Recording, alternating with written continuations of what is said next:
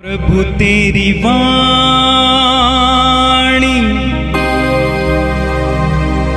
जीवन की रोटी, नयनों की ज्योति, अंधेरा मिटाती।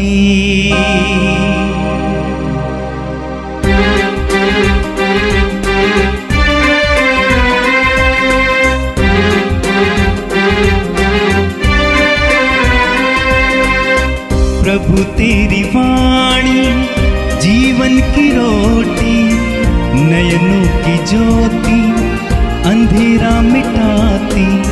प्रभु तेरी वाणी जीवन की रोटी, नयनों की ज्योति, अंधेरा मिटाती। वाणी वाणी वाणी वाणी वाणी पवित्र है, शाश्वत है, जीवन का मन्ना है। 21 दिसंबर सोमवार। पहला पाठ नबी सफन्याह का ग्रंथ अध्याय 3 पद संख्या 14 से 18 तक। हे सियोन की पुत्री, आनंद का गीत गा।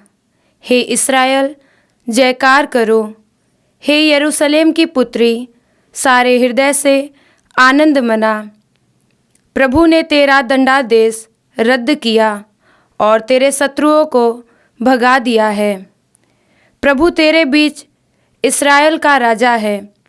विपत्ति का डर तुझसे दूर हो गया है। उस दिन यरूशलेम से यह कहा जाएगा, हे सियोन, नहीं डरना, हिम्मत नहीं हारना। तेरा प्रभु ईश्वर तेरे बीच है। वह विजयी योद्धा है।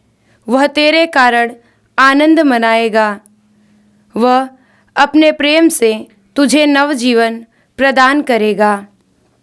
वह उत्सव के दिन की तरह तेरे कारण आनंद विभोर हो जाएगा।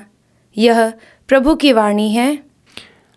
संत लूकस के अनुसार पवित्र सुसमाचार अध्याय 1 वाक्य 39 से 45 तक। मरियम पहाड़ी प्रदेश में यूदा के एक नगर के लिए शीघ्रता से चल पड़ी। उसने जकरियस के घर में प्रवेश कर एलिजबेथ का अभिवादन किया।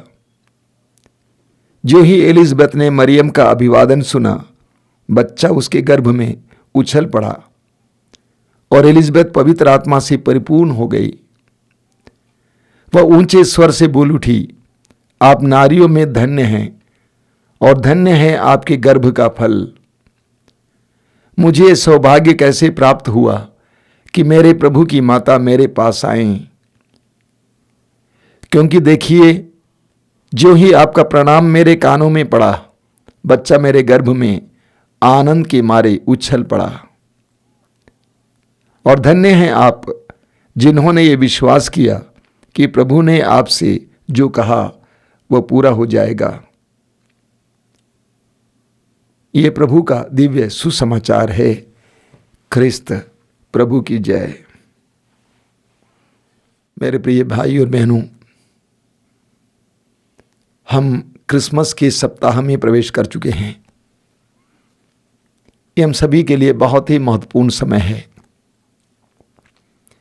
पिछले कई दिनों से हम आगमन काल मना रहे थे, पवित्र वचनों को सुनते थे, प्रार्थना में समय बिताते थे और अब हम क्रिसमस मनाने के लिए अपने आप को तैयार कर रहे हैं। मैं सोचता हूं कि इन दिनों हमें और ज़्यादा प्रार्थना करने की ज़रूरत है और पवित्र वचनों को सुनने की ज़रूरत है। आज के पहले पाठ में आपने सुना नबी सफन्याह के ग्रंथ से। वैसे नबी सफन्याह के ग्रंथ में अधिकतर अपनी जनता को डांटते फटकारते हुए हमें पढ़ने को मिलता है।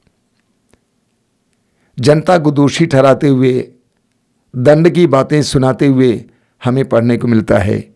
अपने ग्रंथ के अंत में सफन्याह प्रभु की ओर से क्या कहते हैं, हे सियोन की पुत्री, आनंद का गीत गा। हे इस्राएल, जयकार करो। हे यरूशलेम की पुत्री, सारे हृदय से आनंद मना। प्रभु तेरा दंडादेश रद्द किया और तेरे शत्रुओं को भगा दिया है।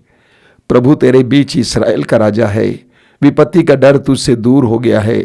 उस दिन यरूशलेम से ये कहा जाएगा, हे सियोन नहीं डरना, हिम्मत नहीं हारना, तेरा प्रभु ईश्वर तेरे बीच है। सफन्याह के ग्रंथ के अंत में प्रभु अपनी जनता को प्रोत्साहित करते हैं, सांत्वना देते हैं। बाइबल में जिस ईश्वर के बारे में लिखा गया है वो ईश्वर केवल दंड देने वाला ईश्वर नहीं है, बल्कि प्रोत्साहित करने वाला ईश्वर है, सांत्वना देने वाला ईश्वर है। मौका मिलेगा स्तोत्र 103 पढ़िएगा, बहुत सुंदर स्तोत्र है।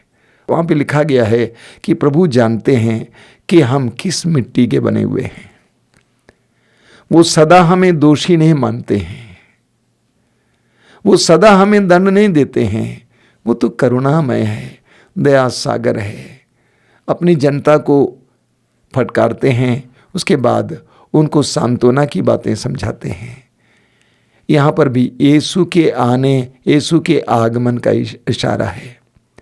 एक ऐसा राजा जो सब किसी को इकट्ठा करेगा, जो सबको सांत्वना देगा। और आज के सुसमाचार में हमने माँ मरियम और एलिजबेथ की भेंट का वर्णन सुना। वचन में लिखा हुआ है, मरियम ने जकरियस के घर में प्रवेश कर एलिजबेथ का अभिवादन किया।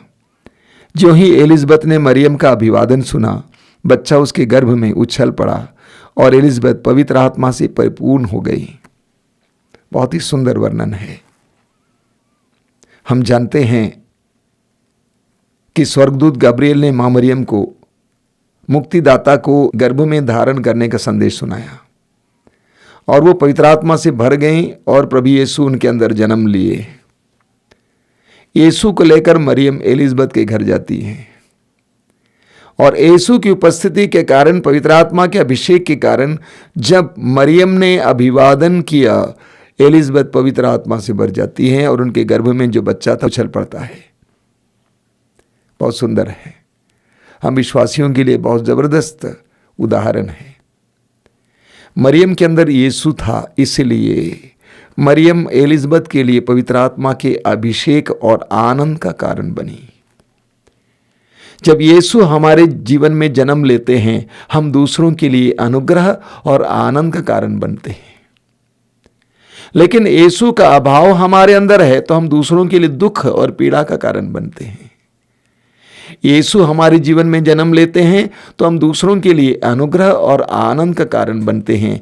एलिजबेथ और मां मरियम का मिलन और उस समय उनके जीवन में जो घटित हुआ, वहाँ पर जो घटित हुआ, वो हम सबके जीवन में होना चाहिए। एक अच्छे विश्वासी का मिलन दूसरे विश्वासी के साथ होता है, एक दूसरे के लिए अभिषेक का कारण बनते हैं। हमारे परिवारों में आज अभिषेक की कमी है, हमारे रिलीजियस कम्युनिटीज में आज अभिषेक की कमी है, क्योंकि प्रभु यीशु को धारण करने वालों की कमी है। वहाँ पर यीशु को धारण करने वाले, पवित्र आत्मा का अभिषेक प्राप्त व्यक्ति कम हैं। इसीलिए हम एक दूसरे के लिए अनुग्रह और आशीष का कारण नहीं बनते हैं, बल्कि अक्सर झगड़े का कारण बनते हैं। मां मरियम और एलिजबेथ का मिलन बहुत सुंदर उदाहरण है हमारे लिए। हमारे परिवारों में भी, हमारे कम्युनिटीज़ में भी एक दूसरे के मिलन से आनंद उत्पन्न हो, इसके लिए हम लोग विशेष प्रार्थना करेंगे। बहुत सुंदर बात है। आगे हम पढ़ेंगे सुसमाचार में आगे भी कि मां मरियम एलिजबेथ के साथ 3 महीना रहे और इन 3 महीनों में मरियम ने एलिजबेथ की सेवा जरूर की, क्योंकि वो गर्भवती थी वृद्धावस्था में और 6 महीने की थी। अब 9 महीने तक मरियम ने उनकी सेवा की। इसके साथ साथ मैं सोचता हूँ वो समय उन दोनों के लिए एक दूसरे से आदान प्रदान का समय था। एलिजबेथ प्रभु के द्वारा किए गए कार्यों का वर्णन मरियम से करती रही होंगी और मरियम एलिजबेथ से भी करती रही होंगी। थोड़ा थोड़ा हमें सुसमाचार में मिलता है मरियम किस तरह एलिजबेथ से कहती है कि मेरी आत्मा प्रभु का गुणगान करती है, मेरा मन अपने मुक्तिदाता ईश्वर में आनंद मनाता है। उसके बाद प्रभु ने उसके जीवन में जो कार्य किया है उसका वर्णन करती है। तो ये 3 महीना उन दोनों के लिए आध्यात्मिक आदान प्रदान का समय था। हमारे देश में सत्संग को महत्व दिया जाता है, विशेष करके हमारे हिंदू भाई बहन सत्संग को महत्व देते हैं। लोग सत्संग के लिए जाते हैं। सत्संग का अर्थ क्या होता है? संतों की संगति। सत्संग का अर्थ है संतों की संगति। सत्संग का मतलब है आध्यात्मिक बातों का आदान प्रदान। आध्यात्मिक बातों के आदान प्रदान के द्वारा एक दूसरे का विश्वास बढ़ता है। आपने सुना होगा, आप देखे भी हैं, साक्ष्य सुनाया जाता है। साक्ष्य सुनाया जाता है कि मेरे जीवन में प्रभु ने क्या किया। जानते हैं, बहुत सारे लोगों के जीवन में परिवर्तन उस समय हुआ है जब उन्होंने साक्ष्य सुना है। सुसमाचार में हम पढ़ेंगे, यूहन्ना के सुसमाचार के अध्याय 4 उसके वाक्य 29 और 39 में भी वहां पे लिखा हुआ है, समारी स्त्री के साक्ष्य को सुनकर समारिया के लोगों ने यीशु पर विश्वास किया। पौलुस स्वयं कहते हैं अपने बारे में, बार बार अपना साक्ष्य सुनाते हैं। पेतरुस कहते हैं प्रेरित चरित्र अध्याय 4 वाक्य 20 में, हमने जो सुना है और देखा है उसके बारे में ना कहना हमारे लिए असंभव है। साक्ष्य के द्वारा लोगों का जीवन परिवर्तन हो जाता है। इसलिए हम सभी विश्वासियों के बीच में इसके लिए भी समय होना जरूरी है। हम एक दूसरे को अपने आध्यात्मिक अनुभूतियां बांटें। मेरी 5 बहनें, उनमें से 2 बड़ी हैं, 3 छोटी हैं। वे तीनों छोटी बहनें मैं देखता हूं इन दिनों कि एक दूसरे से टेलीफोन के द्वारा दूर रहते हुए भी अपने आध्यात्मिक अनुभूतियों को बांटती हैं। नतीजा मैंने देखा है, वे सभी प्रार्थना में बढ़ रहे हैं, विश्वास में बढ़ रहे हैं, उनके जीवन में प्रभु के कार्य भी हो रहे हैं। एलिजबेथ और मरियम 3 महीने एक दूसरे से आध्यात्मिक आदान प्रदान कर रहे थे, उसके द्वारा वे पवित्र आत्मा के अभिषेक में बढ़े। उसी तरह हम विश्वासियों के जीवन में भी आध्यात्मिक आदान प्रदान के लिए समय की आवश्यकता है और हमें इसके लिए सोचना और करना है। मेरे प्रिय भाई और बहनों, मैं सोचता हूं कि वे 3 महीने एलिजबेथ और मरियम के लिए अनुग्रह का समय था। न केवल उन्होंने आध्यात्मिक आदान प्रदान किया, बल्कि हम देखते हैं कि उन्होंने एक दूसरे को बढ़ावा दिया। एलिजबेथ मरियम से कहती हैं कि यह मेरा कैसा सौभाग्य कि मेरे प्रभु की मां मेरे पास आए। मरियम का सम्मान किया जाता है, उनको ऊपर उठाया जाता है। आगे एलिजबेथ कहती हैं, आप महान हैं क्योंकि आपने ईश्वर पर विश्वास किया कि ईश्वर ने जो प्रतिज्ञा की है वो पूरी हो जाएगी। एक दूसरे को ऊपर उठाना, एक दूसरे को महिमान्वित करना, एक दूसरे को गौरवान्वित करना, एक दूसरे को अपने से बड़ा समझना, कितना सुंदर अवसर रहा होगा। मेरे प्रिय भाई और बहनों, अक्सर मैंने देखा है जब हम लोग एक साथ आते हैं, हम दूसरों के बारे में चर्चा करने लगते हैं, बुराई के लिए समय देते हैं, ईश्वरीय अनुभूति के आदान प्रदान के लिए नहीं, बल्कि बुराई के विस्तार के लिए। इतना ही नहीं, एक दूसरे को खींचते हैं, एक दूसरे को नीचा दिखाते हैं। एलिजबेथ और मां मरियम हमारे लिए एक बहुत सुंदर उदाहरण है। इस पवित्र सप्ताह में इन दोनों से हम सीखें। हम अपने प्रतिदिन के जीवन में एक दूसरे को बढ़ावा दें, एक दूसरे के अंदर प्रभु के दिए हुए उन सारे वरदानों को उजागर करें और उनको ज़्यादा सम्मानित करें। इस प्रकार हम आगे बढ़ेंगे। अगर हम एक दूसरे को खींचेंगे, एक दूसरे को गिराने का प्रयास करेंगे, तो हम सभी एक साथ गिरेंगे। हम सभी को एक दूसरे के लिए अनुग्रह, आशीष और पवित्र आत्मा के अभिषेक का कारण बनना चाहिए। आइए हम प्रार्थना करें। प्रभु यीशु, आज के सुंदर वचनों के लिए हम तुझे धन्यवाद देते हैं, विशेष करके एलिजबेथ और मरियम के मिलन के लिए, और उस मिलन के बारे में जो सुंदर वर्णन है, वहाँ पर पवित्र आत्मा का जो अभिषेक हुआ, एक दूसरे के लिए अनुग्रह और आशीष का भी माध्यम बने, इसके लिए धन्यवाद देते हैं। हमें आशीर्वाद दीजिए। प्रतिदिन के जीवन में हम अपने परिवार में रहते हुए, हम अपने कम्युनिटी में रहते हुए एक दूसरे के लिए अनुग्रह, आशीष और अभिषेक का कारण बन सके। हे प्रभु यीशु, इन वचनों को सुनने वाले मेरे भाई बहनों को आशीर्वाद दीजिए।